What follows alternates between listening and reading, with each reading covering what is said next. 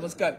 काल वक्फ amendment bill वक्फ कायदा सुधारण्याच्या संदर्भात संसदेनं जे संयुक्त संसदीय समिती निर्माण केली होती त्याची शेवटची बैठक काल संपली आणि दरम्यान माध्यमांमधनं खास करून सोशल मीडियामधनं अतिशय वेगळं चित्र निर्माण करून एक वेगळा खोटा प्रचार सुरू झालेला होता आणि खास करून शिवसेना उद्धव बाळासाहेब ठाकरे पक्षाच्या वतीनं वक्फ बोर्डाच्या बिलाला विरोध केला.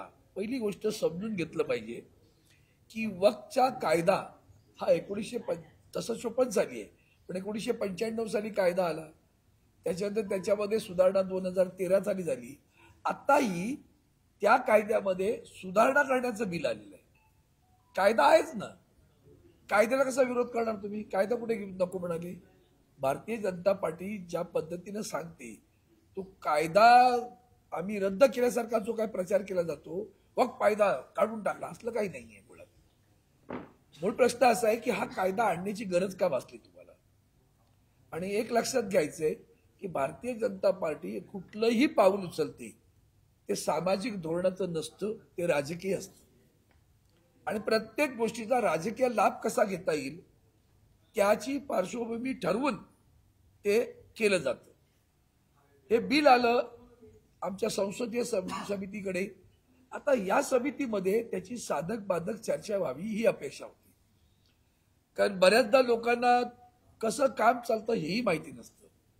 त्यामुळे जेव्हा हे बिल आलं सुधारित आणण्याचं आलं 2024 तेव्हा त्याच्या संदर्भात त्याचे परिणाम, दुष्परिणाम, चांगले परिणाम जे होणार होतील त्या घटकांना त्यांचं मत मांडण्याचा अधिकार असतो. त्याला तिथं साक्ष असा शब्द वापरतात विधानसभेत किंवा तिकडे लोकसभेमध्ये. साक्षीदार बोलवले, विटनेसेस हॅव बीन इन्व्हायटेड. आणि या साक्षीदारामध्ये मुस्लिम समाजाचे अखंड देशातील विविध त्यांच्या संस्थांचे, त्यांच्या धर्माचे असे सगळे प्रतिनिधी आले. काहींचा काडीचा संबंध नसलेले, नाव घेऊन जाईन, वनवासी कल्याण आश्रम यांचा आणि वक्फ बोर्डाचा काही संबंध नाही, मला कळलं नाही आजही. त्यांनाही बोलावलं गेलं होतं. त्यांनी या सगळ्या बिलांना विरोध करताना काय त्यांनी मांडलं हे जनतेला माहिती आहे का? त्या समाजाच्या प्रतिनिधींनी काय मांडलं त्यातलं सगळ्यात मोठी गोष्ट त्यांनी मांडलं की आपल्या देशाच्या घटनेनं, आता हे मानतच नाही ते तुम्हाला माहिती आहे, म्हणजे आम्ही जेव्हा संविधान खतरे में म्हणाले होते, ही म्हणाले होते हे नॅरेटिव्ह सेट करतात. तर देशाच्या संविधानानं कलम 26, कलम 25 ह्याच्यामध्ये तुम्हाला तुमचे अधिकार, धार्मिक अधिकार दिले. प्रत्येक धर्माला आपापलं आचरण करण्याचा अधिकार दिलेला आहे. त्या धर्माच्या आचरणावर तुम्ही जर कुठे अडत असाल अडकाठी तर ती गोष्ट आहे. लोकांना एवढंच कळतं की वक्फ बोर्ड त्यांच्या जमिनी आहेत, त्या जमिनी हिसकावून आता हे सरकार घेणार आहे. कशी काय हिसकावून घेणार हा पहिला प्रश्न आहे, आणि कोणत्या मार्गाने घेतली हा दुसरा प्रश्न आहे. कायद्याने घेता येईल, कुठे कोण म्हणा, आम्ही नाही म्हणालो का, पण मुळात हे जे काय बाहेर पसरवलं जातं की त्यांनी वक्फ म्हटलं का त्यांची जमीन होती, असलं काही नाही. 600-650 वर्ष मुघलांनी राज्य केले देशावर, 150 पेक्षा अधिक वर्ष इंग्रजांनी राज्य केलंय, त्याचे अवशेष असणारच आहेत, लक्षात घ्या. मग काय विषय आला तर त्यातले महत्वाचे 2-3 विषय तुमच्यासमोर मांडतो मी जाणीवपूर्वक, कारण लोकांच्या मध्ये जो भ्रम निर्माण केला जातो. मग यांनी कायद्यात सुधारणा काय प्रोसिजर करायला पाहिजे होती? साक्षीदारांचं म्हणणं ऐकलेलं आहे तुम्ही. आम्ही त्या साक्षीदारांना सुद्धा काही प्रश्न विचारले होते. उदाहरणार्थ इथं जी त्यांची नोंदणी करण्याची आहे, वामसी म्हणून आहे, वक्फ अमेंडमेंट त्याच्या संबंधित ती संस्था आहे, त्या संस्थेमध्ये तुमचं ही जमीन किंवा ही प्रॉपर्टी जी काय आहे मालमत्ता ही तुमची आहे याच्यासाठी नोंदणी करावी लागते. ती नोंदणी केली घ्या.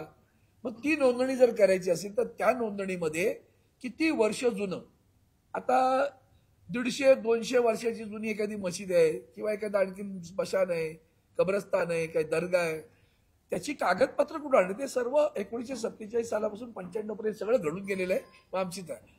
आता प्रश्न असा आला की मग त्यांना आम्ही विचारलं की हे तुमचं जे जुनं काही होतं ओरल, तोंडी दिलं आम्ही, ही माझी जमीन मी दिली, तर ते राजा होते तेव्हा, राजा देत होता असं तोंडी, आता नाही जमणार, आपल्याला लेखीच करावं लागेल. असं आमच्यासारख्याने सुद्धा प्रश्न विचारले त्यांना.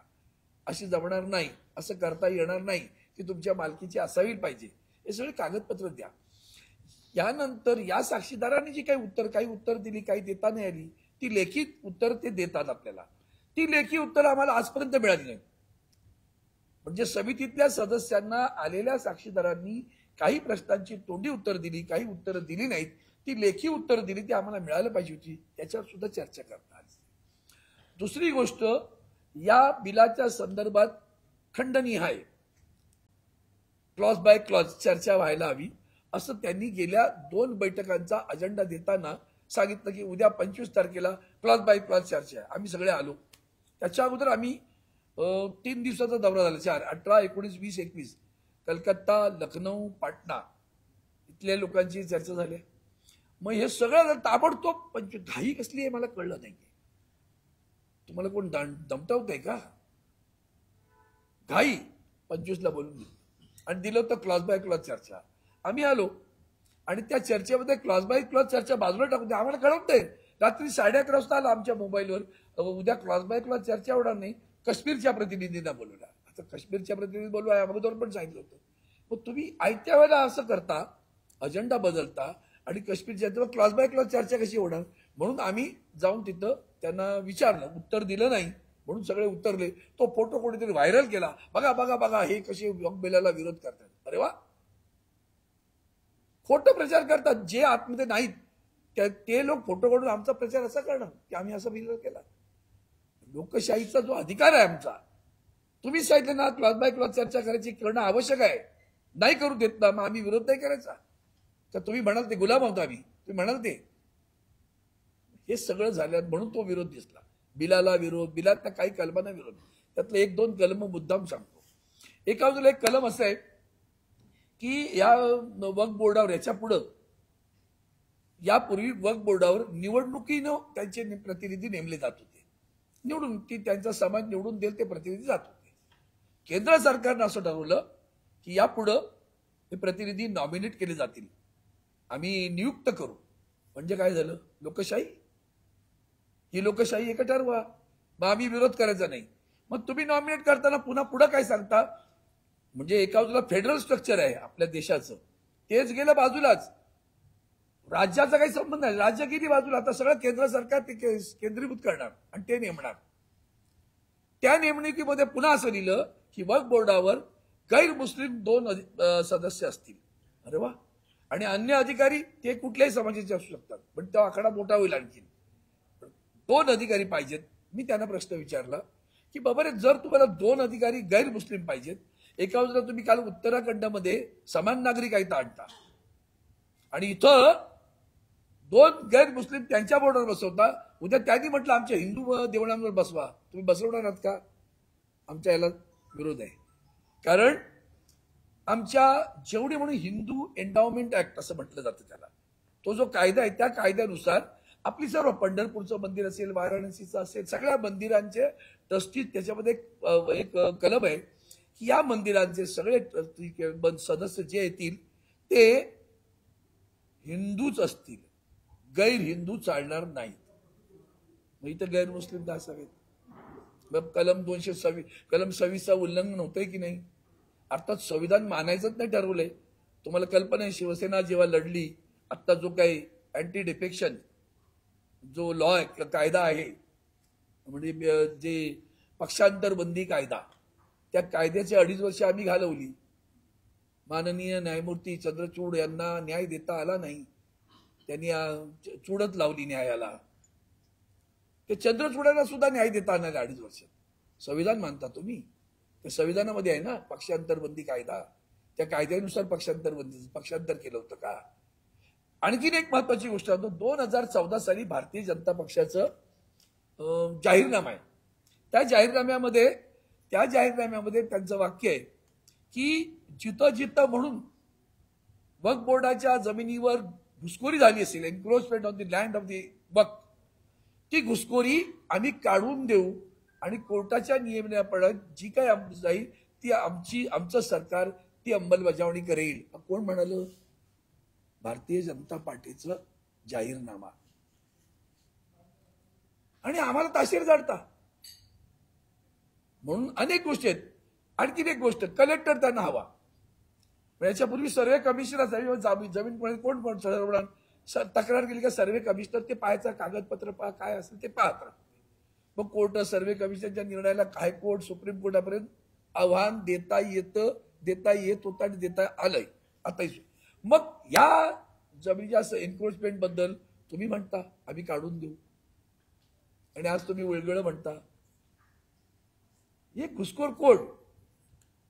आणि त्यांना मग तुम्ही तिथं सुद्धा आणखीन एक असं कलम घातलं की जे कोणी मुतावली म्हणतात त्यांना, जो व्यवस्थापन करणारा आपण मॅनेजर म्हणतो तसं मुतावली, त्या मुतावलीने जर काही गैरव्यवहार केले तर त्याला 2 वर्षाची शिक्षा होती, कठोर शिक्षा होती. यांनी शिक्षा केली फक्त, यांचा कायद्यातला बदल. आम्ही त्या कठोर शिक्षेला जाऊन तशी कठोर शिक्षा ठेवा. म्हणून हा जो काही लोकांमध्ये भ्रम निर्माण करून पुन्हा पुन्हा कटेंगे तो पटेंगे, हिंदू मुस्लिम, हा जो काही धंदा सुरू आहे यांचा, तो धंदा यासाठी आहे की जागतिक पातळीवर आणि देशाच्या पातळीवर आलेलं अपयश, मग महागाईचं असेल, महिलांवरील अत्याचार असतील, कायदा सुव्यवस्था असेल, बेरोजगार असतील, शेतकऱ्यांना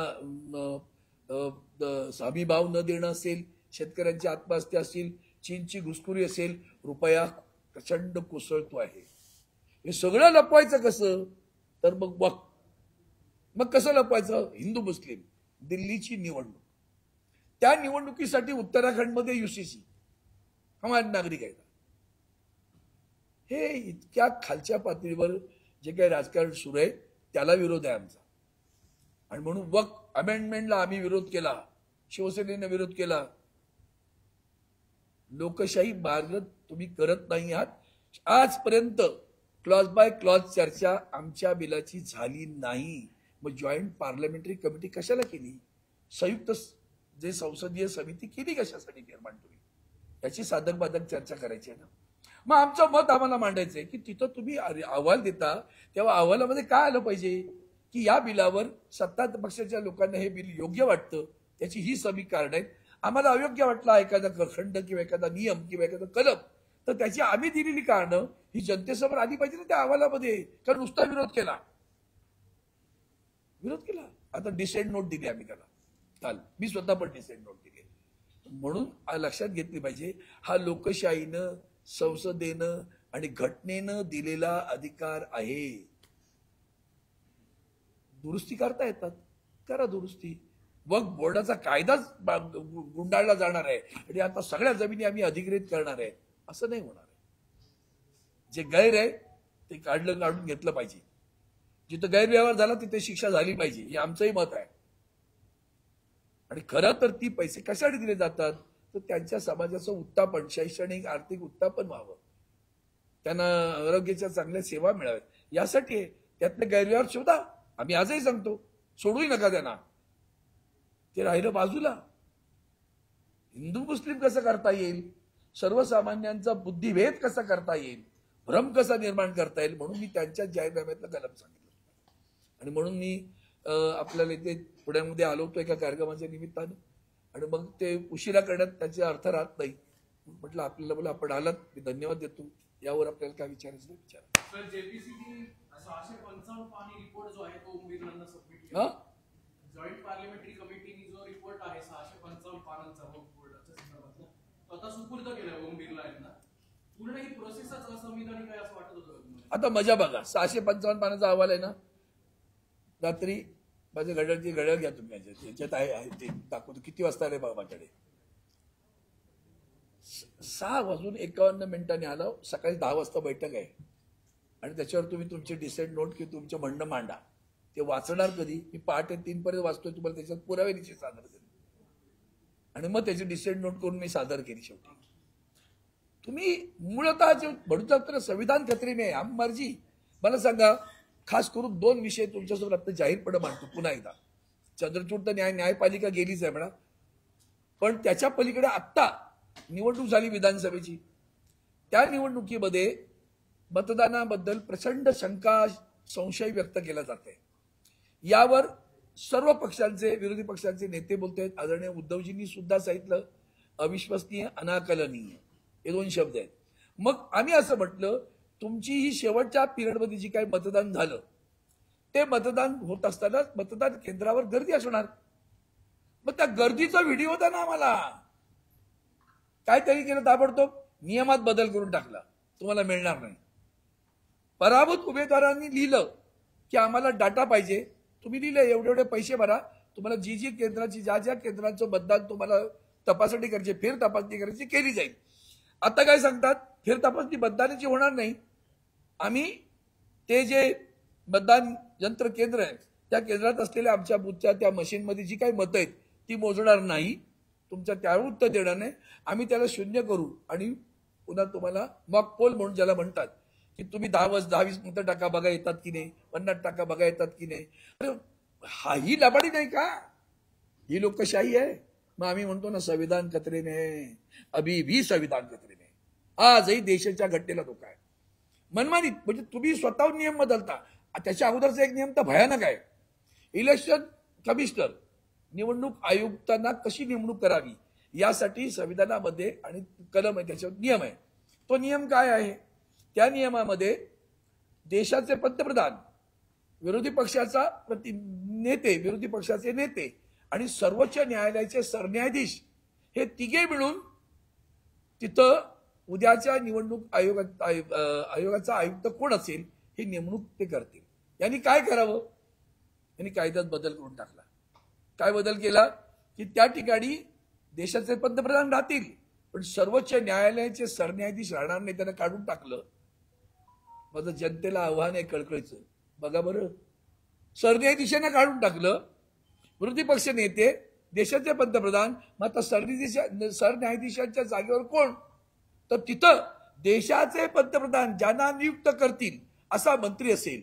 काय त्या मंत्र्याचं धाडस आहे हो, देशाच्या पंतप्रधानांनी दिलेल्या निर्णयाच्या विरुद्ध. म्हणजे प्रत्येक वेळी निर्णय कसे होतील? 2 विरुद्ध 1. आम्हाला पाहिजे तो आम्ही नेमू. ही लोकशाही सुरू आहे बरं का. आणि म्हणून आपल्याला या निमित्तानं बोलवलं. आपण हे समजून घ्या, हे सगळं जे सुरू आहे, पहिला शब्द वापरला मी, प्रत्येक पाऊल हे राजकीय असतं, सामाजिक आयुष्यात नसतं. ना मुसलमानांची चिंता आहे ना हिंदूंची चिंता आहे. चिंता फक्त सत्तेची आहे, चिंता खुर्चीची आहे, माझी खुर्ची आणि माझी जात, याच्या पलीकडे दुसरी चिंता नाही. तुम्ही म्हणताय की सरकार हिंदू मुस्लिम करण्याचा प्रयत्न करत आहे, पण महाराष्ट्रातील एक मंत्री आहेत माहितीचे नितेश राणे, त्यांनी मागणी केली की बुरका घालून परीक्षार्थींना प्रवेश नको परीक्षेला. आता मी खरं तर त्या माणसावर बोलू इच्छित नाही, हे तुम्हीच दाखवता ना रे, घुसून मारीन. त्यांनी ईव्हीएमचा फुलफॉर्म काय केला हो तो जरा सांगा ना, तुम्ही सांगितलं पाहिजे. त्यांनी दिलेला ईव्हीएमचा फुलफॉर्म काय? राज ठाकरेंनी आज भाषण केलंय मुंबईमध्ये आणि ही अशी माणसं, एक मिनिट जरा, अशी माणसं देशाची किंवा राज्याची राज्यकर्ती म्हणून बसतात, तेव्हा राज्य कुठे चाललंय ते पहा ना. आरक्षणांच्या संदर्भात सुद्धा त्या सगळ्या समाजांना झुंजवत आहे. गेली 10 वर्ष हा माणूस तिथं सभागृहामध्ये आदरणीय उद्धवजींच्या मार्गदर्शनानुसार त्या आरक्षणावर मी बोलतोय. माझं अगदी आताच नव्हे, हे आता सुरू आहे ना, त्याच्या अगोदर हे माझं बोललेलं. हा आरक्षणाचा मुद्दा केंद्राचा आहे, राज्याचा नाही. कारण आमचं आरक्षण 50%, आमच्या राज्याचं आरक्षण 50%ची सीमा ओलांडून गेले. ती सीमा जर वाढवायची असेल तर तो अधिकार फक्त केंद्राला आहे. आणि त्यातही मी आणखीन सांगितलं, मी आणखीन उपकलम सांगितलं, तुम्ही जर 20%, 15% जे काही वाढवायचे ते केंद्राने वाढवावं आणि त्यामध्ये कोणत्या समाजाला घ्यावं आणि किती टक्के घ्यावं हे राज्यावर सोपवावं. कारण तुम्हाला इथले जाती पोटजाती माहिती नसतात. उदाहरणार्थ धनगर, त्या धनगरांसाठी मी भांडतो. तिथे धनगड आहे, धनगड, आणि इथं धनगर, र आणि ड, त्यामुळे एका अक्षरासाठी आमच्या धनगरांना आरक्षण मिळत नाही. मग ते कोण केलं पाहिजे? राज्यांना करू द्या, राज्यांनी शिफारस करू द्या, ही मराठ्यांना एवढं, धनगरांना एवढं, आणखीन कोणी उपजाती असतील त्या सगळ्यांना, आदिवासींना एवढं करा. ते काय 20% होतील ते एकदाच हा विषय संपवून टाका. संपवलं तर राजकारण कसं चालेल? तुम्ही झुंजा, तुम्ही आपसात भांडत राहा, आम्ही खुर्चीवर बसतो. त्यांनी जे विधान केलं ते कितपत योग्य आहे? बुरका घालून विद्यार्थीला प्रवेश देऊ नये असं म्हटले त्यांनी. बुरका घालून परीक्षेत त्या मुस्लिम विद्यार्थी येतात त्यांना प्रवेश देण्यात येऊ नये परीक्षा सेंटरमध्ये. बघा आता तुम्ही काय म्हणून, मग तुम्ही काय म्हणणार याच्यावर? त्याचं कारण असं सांगितलं की कॉपीचं प्रमाण वाढतंय, बुरक्यामुळे कॉपीचं प्रमाण वाढतं. परीक्षा हा विषय तर आणखीन भयानक आहे. आता तुम्हाला आता मगाशी मला एका पत्रकाराने विचारलं, एमपीएससीचा पेपरची 40 लाख रुपये मागितली. आम्ही एमपीएससीचे पेपर देतो, 40 लाख रुपये द्या. तो कोणतरी एक मोठा एजंट असणार, तो 40 लाख रुपये देणार आणि कोट्यावधी रुपये कमवून लोकांना विकणार.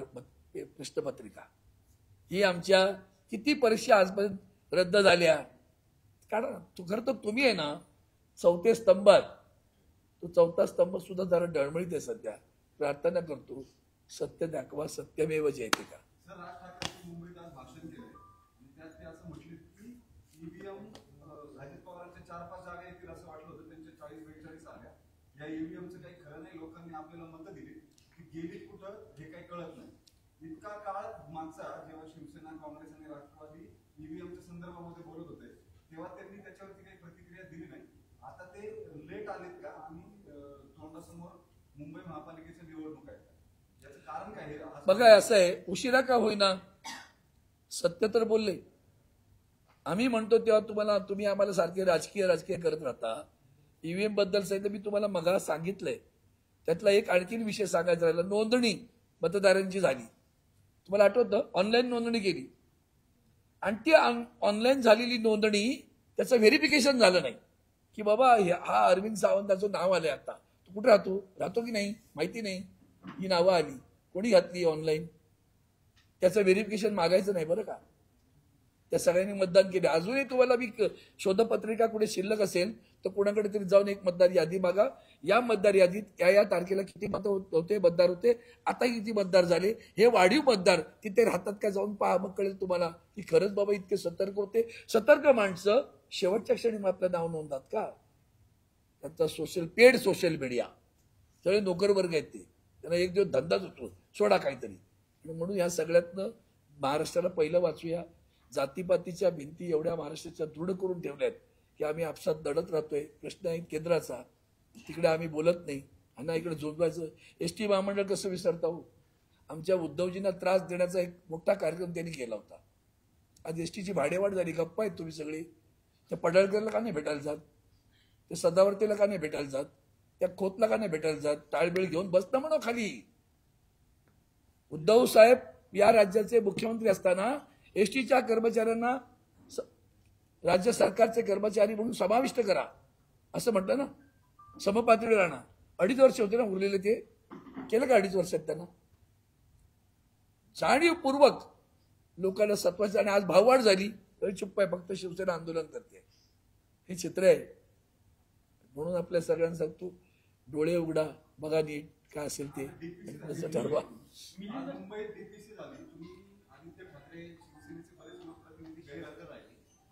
कारण काय मुंबई जिल्ह्याची जिल्हा नियोजन असं आहे बघा. आता याच्यावर फार मोठं बोलण्याची गरज नाहीये. आदरणीय उद्धवजींनी सांगितलं शेतीला सुद्धा अग्निपरीक्षा द्यावी लागली. आम्ही देतो आणि जे आहेत ते आपली सोबत आहेत. ज्यांना जायचं त्यांना आम्ही रोखलेलं नाहीये. का जात आहेत हा प्रश्न त्यांना तुम्ही विचारला पाहिजे आम्हाला विचारले. धन्यवाद.